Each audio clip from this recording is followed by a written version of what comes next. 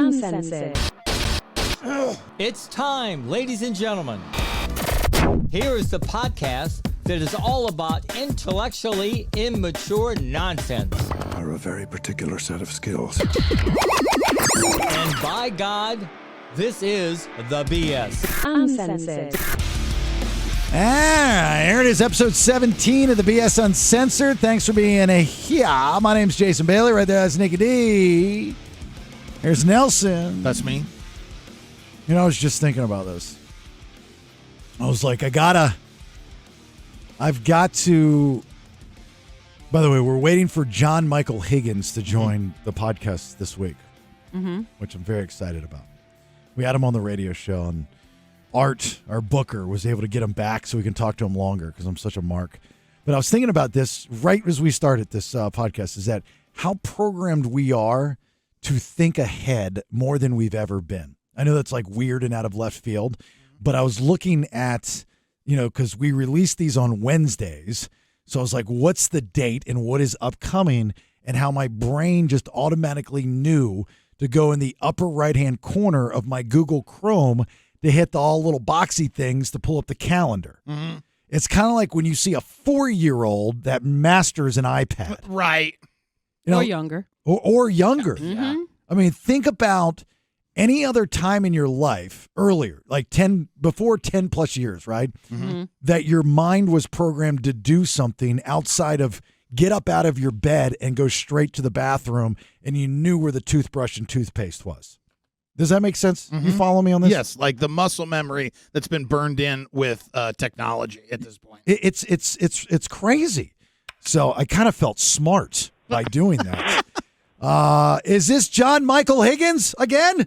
This is he. Oh my God, you're back. You're back. You're back. You're back. You're back. You're back. You're back. You're back. You're back. You're back. You're back. You're back. Thank you. Thank you. Yeah, you know what I did, right, John? I was like, we had you on the radio show the other week, and I went back to Art and I said, is there any way he would spend more time with us? And you're probably thinking I'm a wacko, a creeper, aren't you?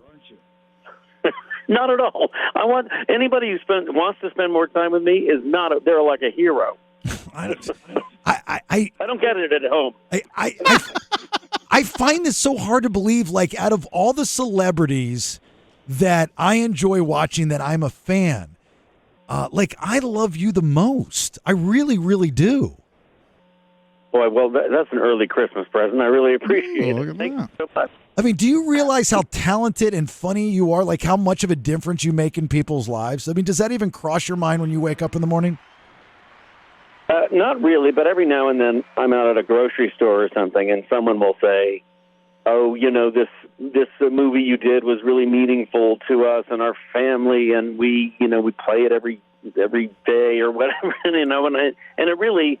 And then I think, 5 minutes later, I think I may have the best job in the world. I mean, who gets to hear that? It's just so lovely, and I'm so happy that people respond to my work. I'm thrilled that they allow me to keep doing it. Well, it's like, can you process this? Because, like, look, let me meet you halfway. When you're doing a little radio show, you touch people's lives. Like, we just had a charity event, but I don't wake up in the morning thinking that every segment, every time we talk about something, that I'm going to change people's lives. So it's hard to ingest as far as the impact you have. But you, John Michael Higgins, have been in so many fantastic films that, like, it sounds in your voice, you're like, how in the world did the breakup affect you? Or the couple? I mean, really, they're jokes. They're silly. We were being silly. It's hard to think that really affects people. Well, listen, if I had gone into the breakup and done those scenes thinking this is going to change people's lives, I certainly would not have been funny. I show up and I do the best that I can with what I'm asked to do in the moment. And it's like sometimes the wand comes down and it works, and sometimes it doesn't. So there's a lot of things on the cutting room floor that I don't think you'd be very impressed by. But listen, it's great. It's great when it works, and I'm just so. It's odd too, because I'm not a I'm not really above the line celebrity. I go to the grocery store and people aren't screaming and crying and falling on their knees like they do if I were Tom Cruise or something. But I would if I saw you. Yeah. What's that? Yeah, I would if I saw you. John, you got to come to our grocery store. Right. But mostly people are very, decorous. They come up and they say, "I'm sorry to bother you," and sometimes they don't even remember my name. They just know that they've seen me on a lot of things, and they just say, "You brought me so much pleasure and laughter." I think, and so just thank you. And I get that a lot, which is just a lovely, lovely thing to hear. And again, it really wasn't my intention. I was really just trying to do my work and trying to make it work. I feel like I'm just a problem solver. Like I walk on the set and it's like, okay, here's the material. And what do we want? We want laughs. Okay, let's try this. Let's try that. It's just that it's all sort of dutiful for me in a way. And every now and then I really kick back and have fun.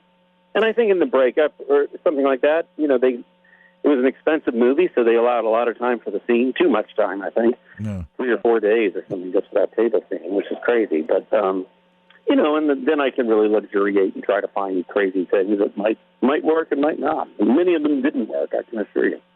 As a character actor, I think you hit the nail on the head where a lot of times maybe people don't know your name, but they know you from somewhere. What are you the guy from? What do you hear the most? Like, oh, my God, you're the guy from... Well, it's really odd, if I walk down the street, and I look ahead and I see someone and it's unmistakable when they clock me. Like, oh, it's that guy, right? And now, they're scanning their file cabinet for who and what they saw me in or who I might be. And I'm doing a sort of a red line scan up and down their body of like, what's the demographic here? What's it going to be? What is it that they're going to mention? That's funny. And I've done a lot of product, so it's hard. Now it's really hard to say. I actually am almost always wrong too. It's going to say, oh, this is a Pitch Perfect person, or this is a Best in Show person, or this is a Great News person, or whatever it may be. Breakup, and I just say, oh, I'm going to have to talk about Pitch Perfect for a minute here, and then some girl who's 17 years old says, "We love Saved by the Bell." It's just like, wow. So it's always a bit of a surprise.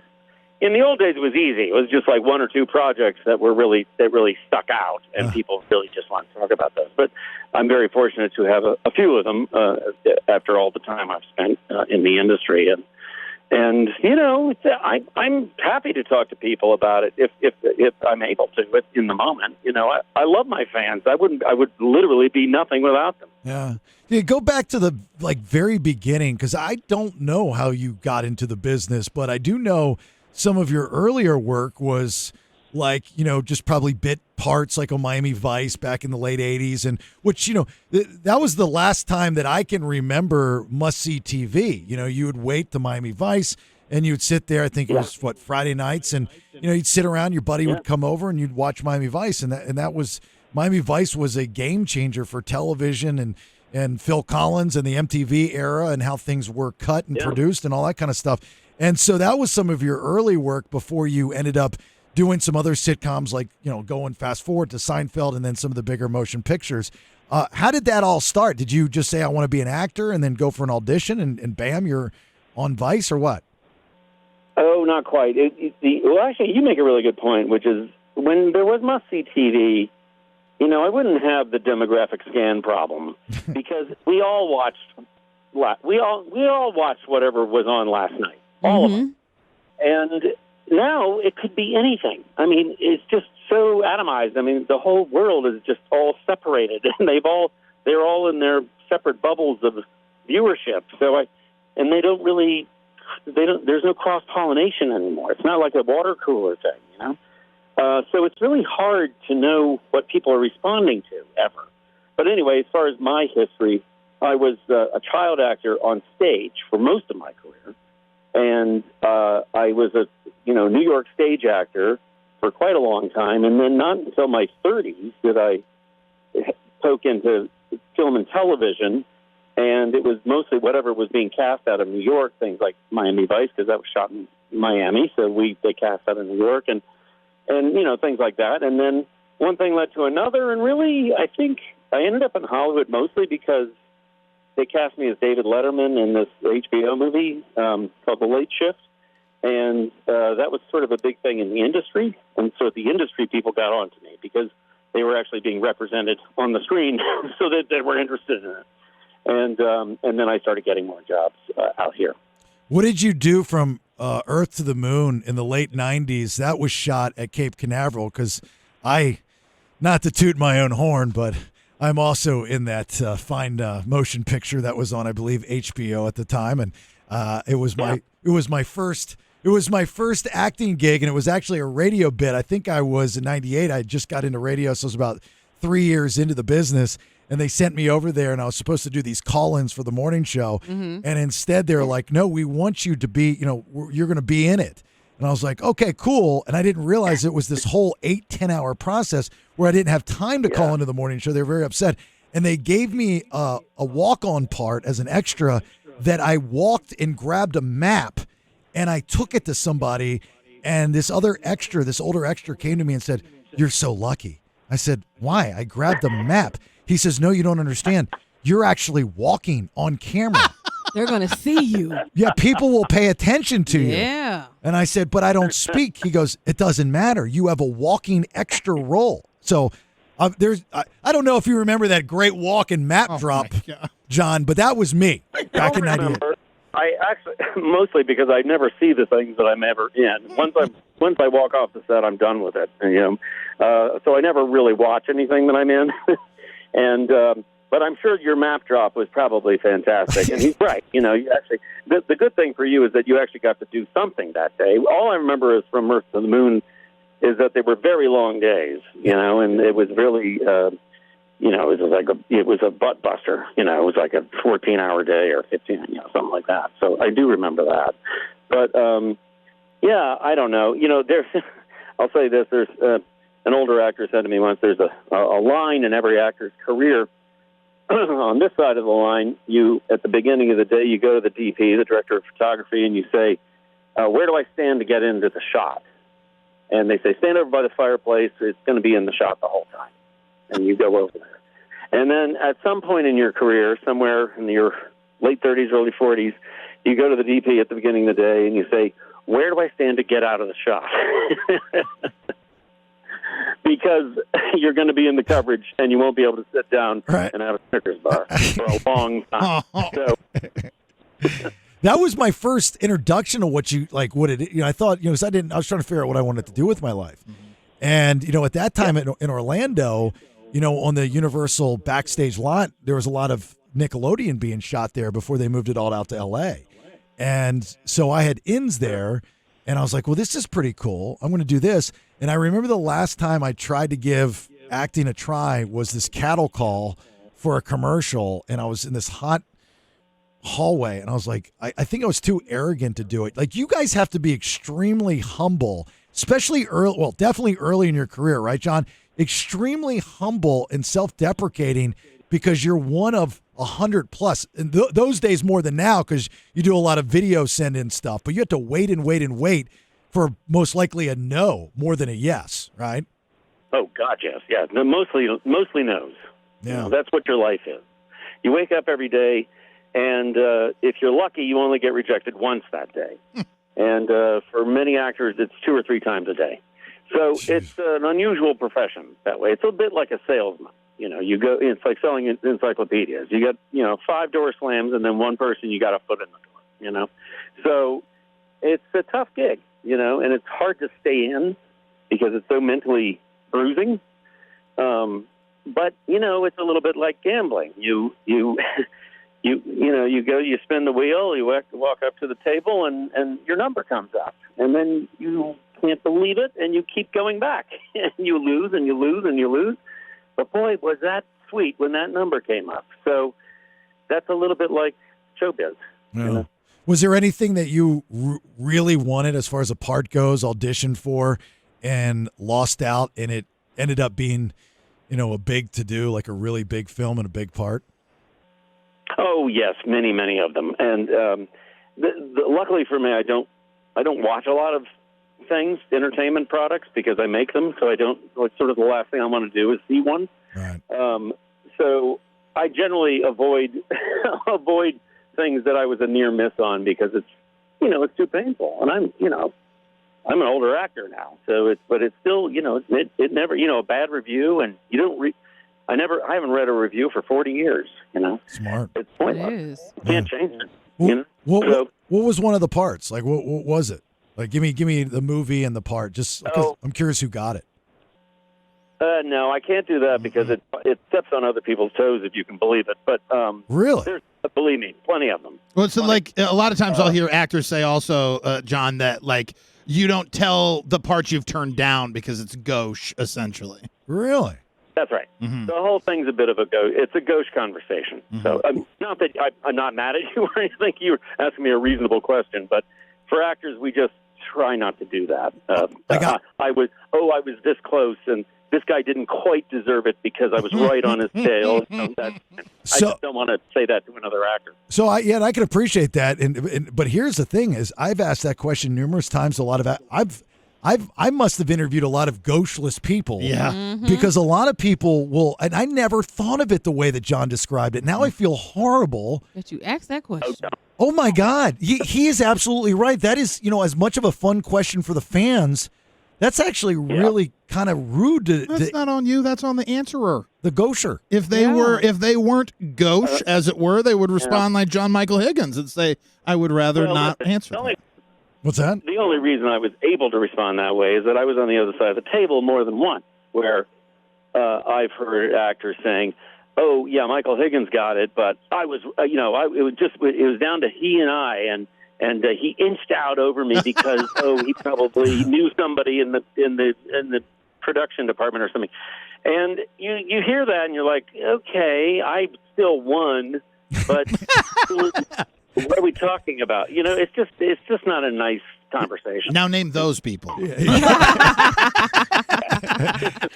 So what about over the years? We talked about this briefly on when you were on the radio show. Is the relationships that you have? We see you with a lot of Vince Vaughn, and Vince Vaughn to me, like as far as I look at comedy gods, it's Chevy Chase and then Vince Vaughn for me, and Judd Apatow. So that's kind of my circle, my wheelhouse. Which there's a lot of things that I'll mimic in my job.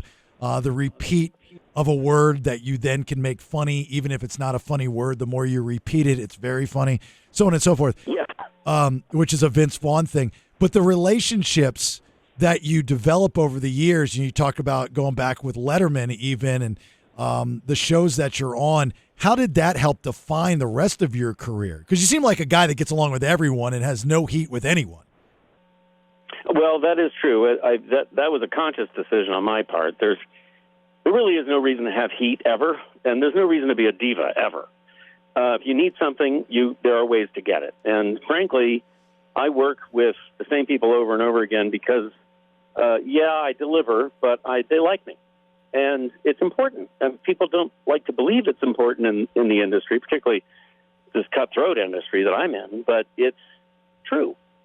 Look, Vince Vaughn put me in a lot of his movies because he likes to improvise with me. We enjoy each other. It's fun, and we get good stuff. And that's true. I've also worked with Chevy Chase. I just get a couple of episodes of Community, and these people you mentioned, people I've worked with, Jim Carrey. He and I did 3 or 4 movies together, and it's the same thing. It's just like life's short. We want to have a good time. Mm-hmm. There's not time enough to be a lousy person, and fight and order people around. What's the point? What do you get? Not much. You don't get much more. You get less, actually, than you do if you're a nice person. Yeah, wow. I wish I could redo my life. Oh, my gosh. Now's not the time to dwell. I swear to God, I'd come back as John Michael Higgins. I would read the book of JMH, and I'd be like, that's how you play it, Bailey. That's how you play. So when getting some of these jobs now later in your career, explain it to me how, so let's say Vince wants to put you in a movie. He calls you up or shoots you a text and says, hey, are you interested? then do you like go to your agent and say, hey, look, I'm going to be in this Vince Vaughn film? Or, like normally I would think it would be an audition and there would be a contract and then there would be, here's the pay and you can turn it down or not. But if Vince Vaughn asks you to do something, most likely you're going to do it if you have time for it. So how does the rest of this stuff unfold? Well, you described it pretty well. I don't audition very much anymore because I'm more or less a known product in the industry. Producers will either know if they need John Michael Higgins or they don't, right? I'm either right or wrong, and they know it already. And if they don't know it and they want me to audition, what I used to say is go to the video store, then make your decision. Because you're just going to get more of what I've got. Right. So, but as far as, if you don't have to audition very much, like I don't have to anymore, generally it's slightly different than what you said. The person will reach out. The person will reach out. Usually it'll be the director. Sometimes it's the star, and just say, hey, for instance, when Chris Guest reached, a long time ago, reached out and says, hey, we're doing a movie about dogs up in Vancouver, and I had just done something with Chris. and does that sound fun to you? I said, absolutely. If you're doing it, I'm doing it. So, and then he says, okay, the agents will get into it. And that's it. Mm-hmm. The agents do the rest. They call each other, and it all gets worked out. And then I get on a plane and go and do the movie. But it's really a simple phone call from someone attached to the project, and then they hand it off to the lawyers and the agents. Has there ever been, I don't mean to walk on you, Bailey. Has there ever been a situation like that you found yourself in? Like, he's my friend, by the way. I gotcha. So I'm not going to steal your friend. I only have so much time. I have more than one friend. I'm more than one friend. Oh, I'm bigger than two friends at once. Go. But has there ever been a situation you've been in, like like a Jonah Hill, where he says, you know what, I'll take the bare minimum just so I can work with Scorsese, or to get into this kind of flick? Have you found yourself in a situation like that? Oh God, yes. All the Christopher Guest movies are practically scale. Or there was another example a long time ago where they were offering me scale for a movie which they read me the cast list. It was Wag the Dog, and I was like, you know what? I'll do it if I have to pay them. So, Wow. And so that often happens. I mean, if you're in a position that you are fortunate enough to take low pay, and usually it means you have to take higher pay on things that you don't particularly want to do, but that's life. That's a work life. Do you have do you have normal friends, or are they all in the business? No, most of my friends are, as we say, civilians. Civilians. I know a lot of people in the business. I work with them all the time. Some of them are extremely close friends. But for the most part, I have always lived outside of the circle of Hollywood and everything. I'm just a regular suburban dad. I've got a family and a house and a couple of cars, and I go to the grocery store myself. This is the life that is valuable to me, and I've worked hard to be able to have it, and I don't respond well to the vicissitudes of an entertainment industry career where one day you're up and the next day you're down. I try to live at the level of spending, which is somewhere between my highest and between my lowest, and just stay there. Yeah. And then, as it turned out, I worked for a long time in the industry, and that's how I did it. I asked that, John, because, I'm thinking if I'm over your house and I'm having dinner with you and your family, and let's just say, unbeknownst to you, the breakup comes on. It's on television, whatever. And there's, the dinner table scene and whatnot, and one of your guests goes, oh, my God, I love Cole Hauser, right? And, now what the work that he's doing in Yellowstone is tremendous. And so, and you go, well, I worked with him, and then they start asking questions of, oh, what is he like? And he was so young then, and all those types of things. Then it kind of, you see where I'm getting at here? Does that happen often? Sure. Well, yeah, it is my work, so I have a lot of inside stories, and people often ask, mostly they want to know, what is this person really like? And all I can say is I had a relationship with that person, but I don't know what their relationships are like with other people. But my relationship with them was X, Y, and Z. It was really good. It was really bad. It was whatever it was. And I treat it just as if this person were just a normal person, which Cole Hauser incidentally is. He's a wonderful guy, and, he deserves every bit of, success he's getting. Couldn't be happier for him. He was a pleasure to work with. And I'd do it again in a heartbeat, But, again, it's very much like somebody I knew in high school or college, where I'm just like, oh, sure, I know that guy. Yeah, he's great. But it's a little weird. Sometimes I'm on an airplane and, in the old days when everyone had to watch the same movie, and if it was a movie I was in, Oh, it no. was interesting because, the whole, I go to the bathroom, I come down the aisle, and everybody's watching me in a scene or something, and I go back, there's only one light on in the entire airplane. It's me with my book. And, that's a strange life in a way. Yes, I agree. But there it is. That's every funny. now and then they'll recognize me and they say, "Aren't you?" They'll point to the back of the seat and they'll point to me and they'll point back and I'll say, "Yep, that's me." Like you're wanted by the FBI. It's like, I've seen that guy somewhere Right. before. It is the post office wall. What's there's a lot of ad-libbing, and I'm a fan of the Pitch Perfects. I'm a huge mark for Couples Retreat. I can recite actually the other day on the show. These guys don't realize when I'm dropping movie lines, but they're mostly from Vince Vaughn movies. And I dropped I did rock in high school. You want to check tape? I dropped that line just because there's so many funny lines in that movie. What's the stamp that you put on a movie that ad-lib improv stuff that changed the scene and then later would be the scene stealer, which people would then regurgitate back? Have you done that? I'm sure you have, right? Sure.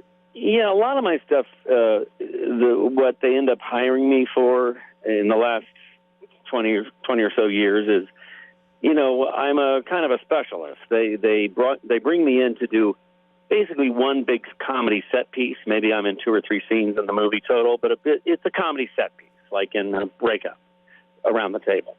And then there'll be ancillary scenes where, the one where I beat up Vince Vaughn or whatever other scene I was in. But for the most part, they are improvised. There's something on the script that sort of gets us through, to help them plan the shots and things like that. But many times the improv will take you in a direction that we didn't quite expect. I think Breakup was like that, where it was turned into a much more of a musical number. It's almost a number from a musical than it would be just a straight comedy number. But yes, and of course, all the Christopher Guest movies are fully improvised. The Pitch Perfect movies are improvised, at least for me and Liz. And we ask for jokes. I have a page of jokes. I'll do those every now and then, but most of the stuff just coming out of me or us. And, and sometimes it really does change things. Yeah. Certainly with Chris Guest movies, where the plot can often follow the improv. Do you ever get asked to work with somebody that's like a stickler for the page? Like Tarantino is famous for read what I wrote, don't worry about what you're thinking. Yeah, in fact, I prefer it, strangely, because it's not part of my career anymore. But I'm a theater guy, so you can't make up Shakespeare. You have to say what's on the page. And if you say it and you're clear and you can be heard, you're a genius. The audience thinks that guy's the greatest thing in the world. It's a lesson for all you actors out there. Just be clear and make sure they heard it, and you'll be fine. And I kind of resent now when I walk onto a set and they say, "All right, we're going to do this. You're going to do this. Michael, do whatever you want." I was like, "Well, can I have something? Can I Have a cue card? Can I get something? What they do? Yeah. Now it's all on me, So I don't know. My background is stickler for the text, and for whatever reason, in my film and television career, it's mostly improvised. So with now, present day, we want to bring up Split Second, which is season 2 happening right now on Game Show Network. This is a little bit of the improv. This is a little bit of the script, but a lot of you and staying on time with a constant flow, which is the most important thing I would assume, and making sure everything feels good because you have the synergy of the contestants. It's not an easy gig, I would think, is it? No, you're absolutely right. It's this game show host thing landed in my lap quite late in my career, and I have a lot of talents which would suit it. The format flatters me a bit because I'm good on my feet, but I'm also pretty well organized. And you're right, I didn't know how hard it was. Partly it's hard because the days are extremely grueling, 5 or 6 shows a day sometimes, and that's 5 days a week. I'm not Pat Sajak, so he has a much cushier schedule than I do, but he deserves it. He's been doing it for 100 years, and I haven't. But you're right. It's a strange balancing act between being highly organized, like running a game, which the host actually does, and making it feel, this in radio, making it feel loose, fun, improvised, never heard that before, that stuff. Yeah. And you have to balance it perfectly. Otherwise, if one of them takes the lead over the other, the show starts going south. And it's just hard to know. Yeah. And sometimes, producers will say in my ear, get back to the game, or loosen up a bit, or you know what I mean? It's just a constant balancing act. Not easy. Yeah. Not easy. Yeah, that would bother me. You got that producer in your, Right. that would drive me insane. You're like, don't you know who I am and what I've done? Get out of my ear, kid. What are you doing? So hard to get used to. That was the hardest part. Well, and Having somebody in my ear talking to me. And in the game show situation where you're hosting that, how much of that do you have to be cognizant of, like the rules that are on paper? Because a lot of people don't realize how rigid like game rules literally have to be in order for there not to be a quiz show situation from the 50s. Well, you're right. Any game show that gives away money is highly regulated, and there's lawyers all over the set. You cannot make a mistake about this stuff because you're giving money away, and it's a felony, I believe, to cut a corner or something. So it all really has to be by the book, just tight as a bow. And so if I stray for a second, every now and then it happens. Like I'll tip the answer by accident, by saying an improvised line during the question or something. Yeah. Then it's like shut down and waiting 30 minutes. We have to reload all the boards, reload all the video, and it's a big deal. And it's so you end up learning how not to do that. And unfortunately, that makes you a little stiffer. Yeah. Right? So you have to compensate for that. And again, in on this teeter-totter. And Split Second is, this is the revamp, I believe, the third revamp of it. But it's been around. The concept, the idea has been around for a very long time. And it's a fun game to watch. For those that haven't watched it, you got to watch it on the Game Show Network, or you can see clips on YouTube and whatnot with John. But I've always wanted to be on a game show. The problem is like what Nelson brought up. By law, I can't because we're such good friends now. Oh my God! You wish. You actually can't go on my show because I know you, right? And that's another thing. That's part of the rule. Yeah, right? I was trying to get on. I was trying to get on the wall, but I couldn't because we had what's his name on the show all the time, and I was like, well, "This sucks. I hate my job. I want to be on a game show." Well, yeah, but you're getting to talk to me on the phone. Amen. Yeah, Amen. but you leave us forever, and they don't drop off $10,000 like you can win on the game show. Yes. That's true. That's the only problem. $10,000. Okay, well, I cannot thank you enough for coming back on with us and spending this much time. Thank you, thank you, thank you. Obviously, just such a huge fan of your work. My wife and I can sit there and watch you forever and ever. I wish you and your family nothing but a Merry Christmas and a Happy New Year, and keep entertaining us, and please come back on whenever you can.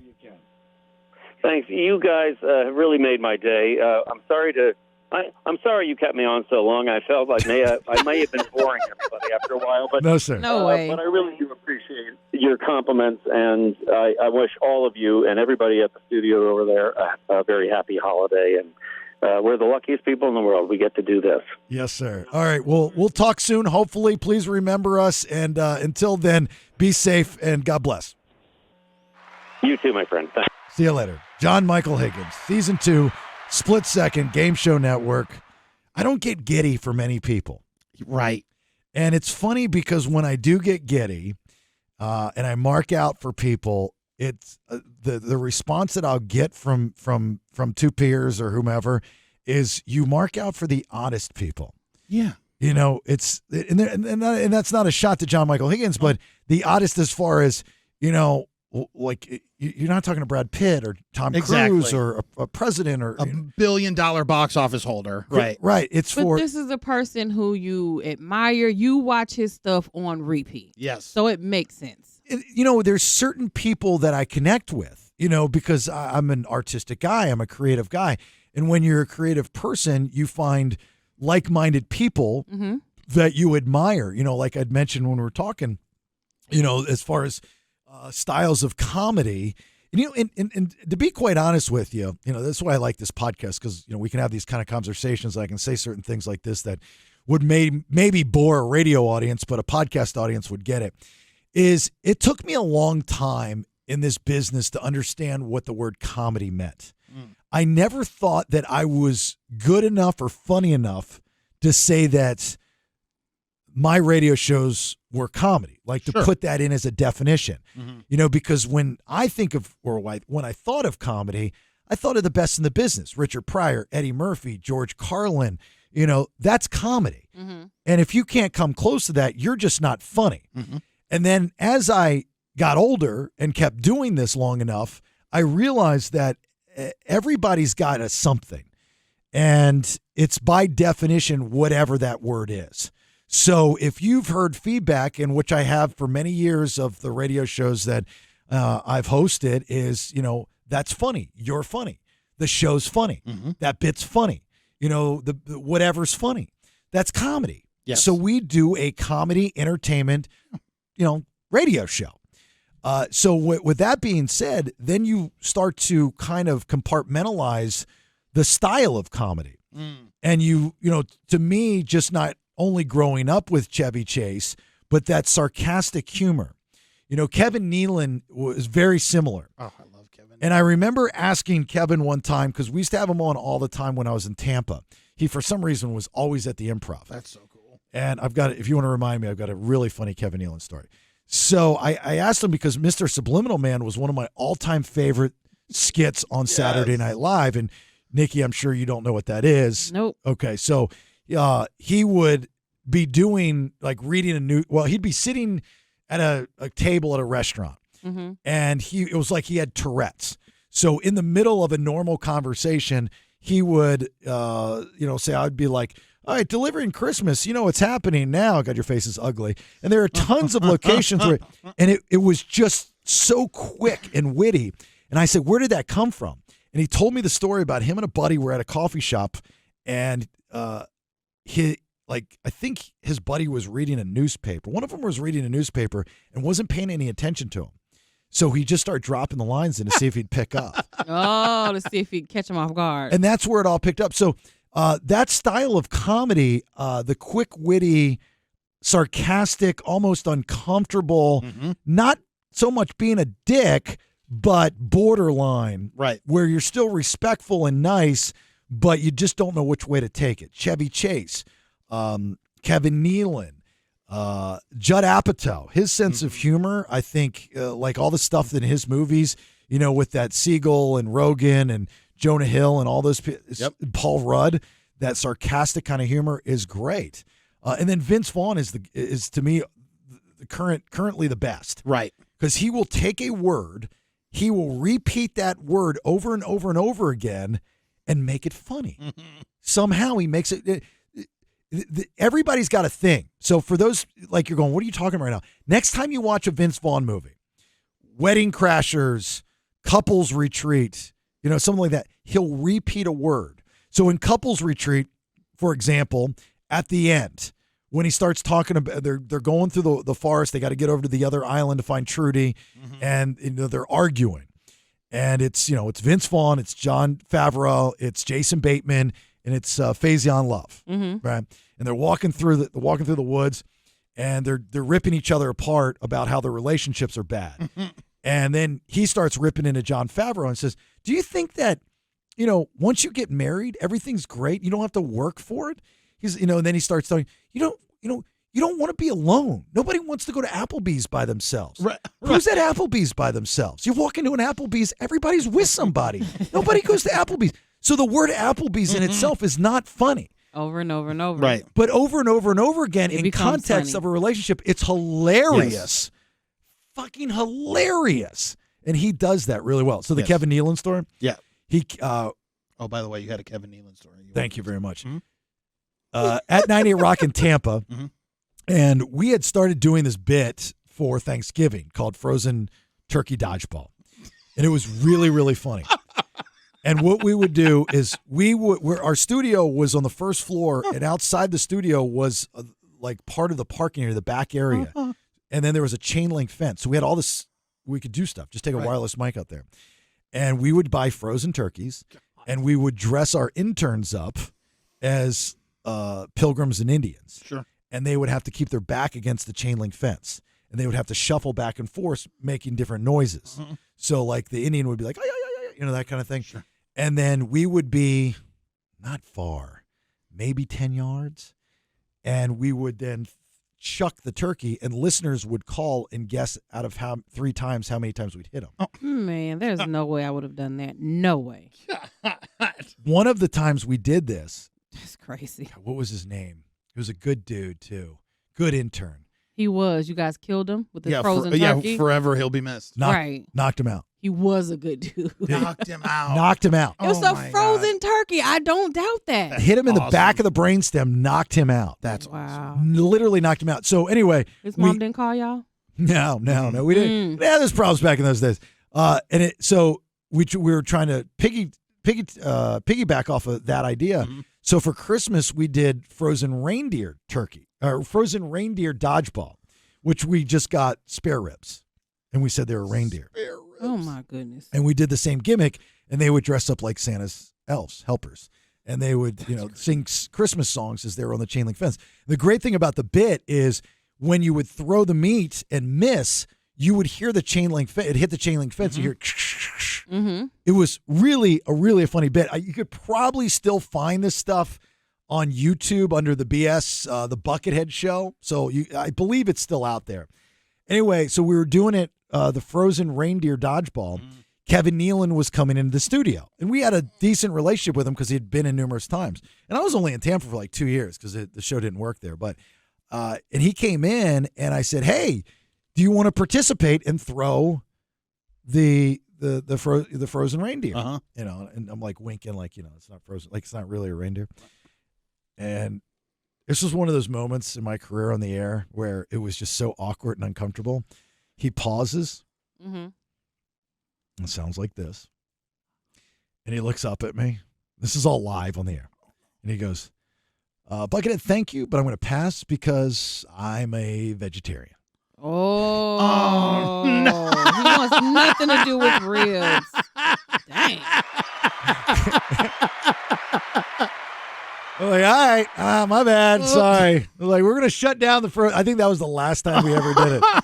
I just felt so uncomfortable. Anyway, all right. So this will be our last censored before the new year. We're going to go take a couple weeks. Enjoy your Christmas.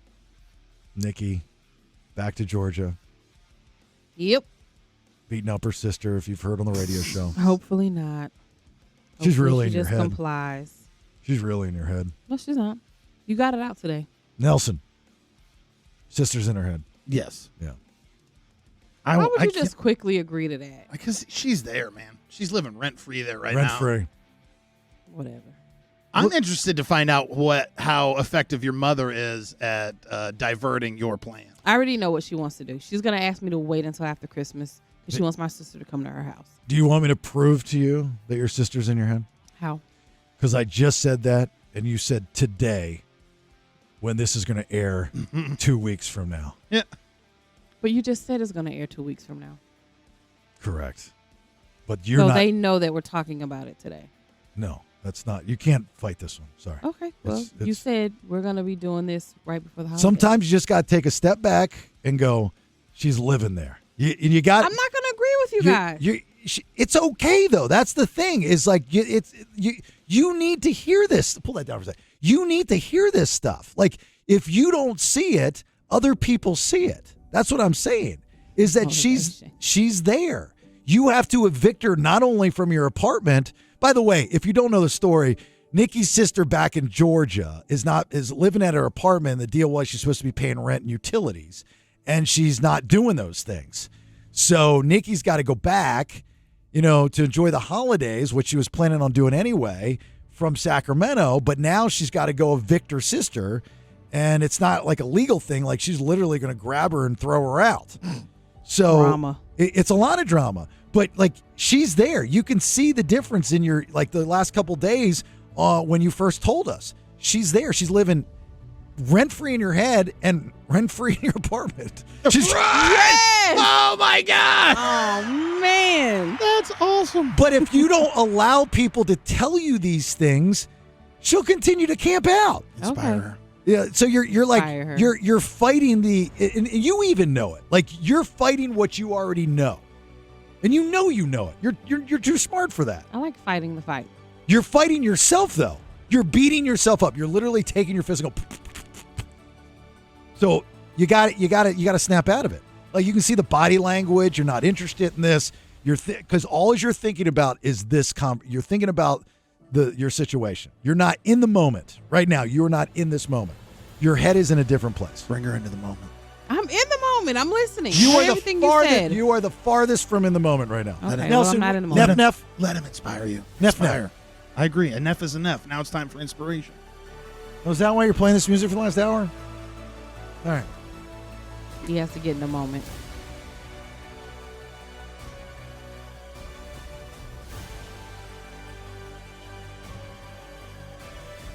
Everyone can go to jail. And everyone can commit a crime. But not everyone can escape through a tunnel. Oh, that means when the going gets tough, you got to be able to squirm out of a tight spot. I like that. I do. Thank you. I do. I Thank like you. that. You're welcome. I knew you could do it. Of course I can do it. I knew you could do it. I knew he'd catch on eventually. Just took a second. It's inspire. Mm-hmm. To inspire music. The inspiration you've given out is really amazing. I want to say that. And it has helped me. I know you feel like it doesn't, but it really has. I got a whole notepad over here of your inspiration. Just because you don't have enough money to buy the Cheez-Its in the vending machine doesn't mean you can't eat the chewing gum under the counter. That means in any situation, you got to find the unsticky spot. Get yourself out of it. Nailed it. Mm-hmm. Love it. Mm-hmm. Nelson's stealing all these. Just writing them down. Yeah, I've got my Instagrams loaded up for the next 2 months. He'll never run out of I quotes. just got to get some better and different angles. All right. Nikki D, you got anything for the holidays? I want to wish everybody a happy holiday, Merry Christmas, Happy New Year, all the things. Christmas. Christmas. See, her words are worse. And you know why? Because her sister's out there playing a puppet. Mm-hmm. She's moving her mouth. Christmas. I want to fuck her up right now. It's not like Mike Tyson. That's what I'm going to do. I'm up in this head. Not only am I not paying rent, but I'll make it talk funny. What? Christmas. Nothing. Enough is enough. I think you used that last time. Oh, well, then I hope your mom's ready to adopt me when she kicks your sister out of the family. How about if you're still searching for a holiday idea, why don't you do a Neff on a shelf? Oh, now that was good. Just make sure it's an extremely sturdy shelf. Yeah.